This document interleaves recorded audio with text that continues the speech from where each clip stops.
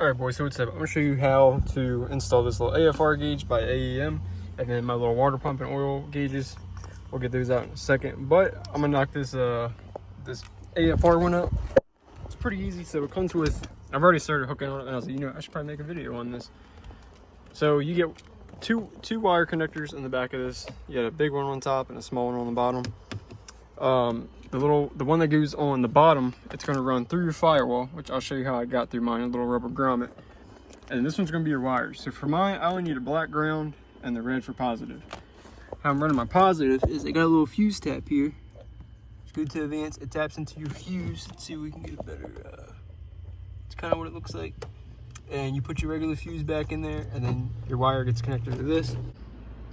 Heat it up, smash it onto that wire, and then this fuse just plugs right back up to where it's supposed to go. I'm using mine on the auxiliary or on the aux, because you need key ignition on. So as you turn the key on, the gauge comes on. It won't come on if you tap into the wrong fuse. Say you tap it into your lock button, you hit your lock button, the gauge will come on. So, well boys, I kind of wired my pump up the wrong way. Listen to this.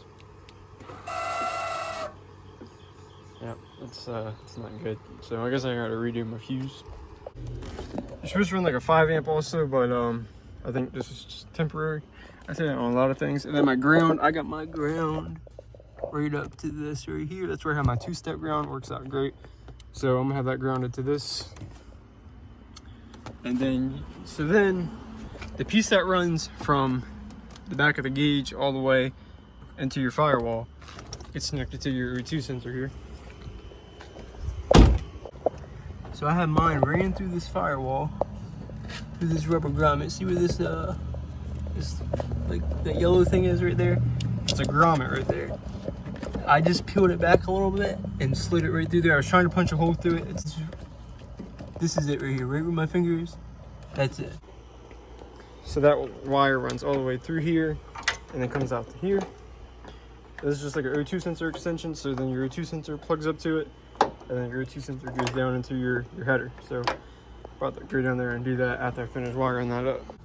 So I got the new O2 sensor in. I sent the plug up top of my header here, and this is the old O2 sensor, dropping it down. But I forgot I zip tied this to my little like transmission evap thing. I haven't got my car tuned yet before this, so. But yeah, that's the new one, and then there's my new cord. So I'm just sending it up top. Like I said, I still haven't got the tune. The tune's actually tomorrow, so goal was to get this wired up and good to go. So now I'll show you all how it comes on.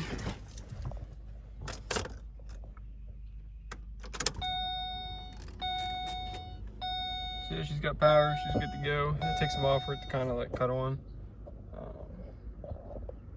But it kind of just builds up. So she's got power. Yep, so that is like probably super lean, but the car is not started. So we're not starting it right now, but that's it.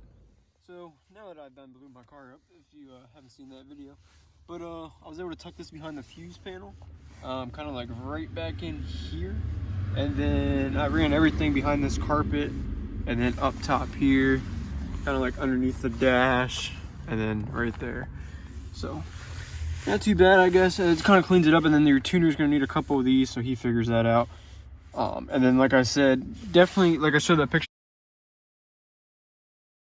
Get that longer fuse thing. I showed that, or Walmart sells them, I think, and then G, it only sells it too. Look at the neglect on the car. Pretty sad. Nice. And then the extra stuff I had, the extra wire, I kind of like wrapped it around this part here. I'm just kind of kept it nice, clean and tight, and then it just goes down in there like I showed. So eventually, I would like to get a nice like 3-column to go here.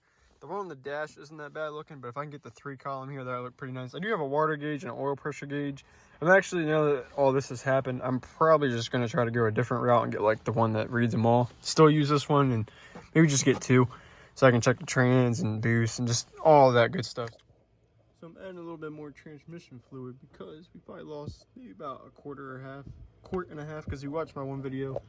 I should have put another quart back in my when we did the transmission flush, but I didn't.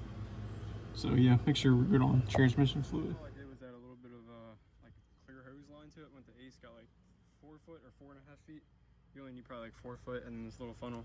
The funnel I probably could have got a little smaller, but yeah, it worked out pretty good. And then probably maybe a half a quart for just it leaking out from the coolant lines down there, or the transmission lines. So we should be good to go for the tune of this. But that's about all I got. Hit that like and subscribe button. Follow me on Instagram at 1bad8, and I'll catch you on the next one. Peace.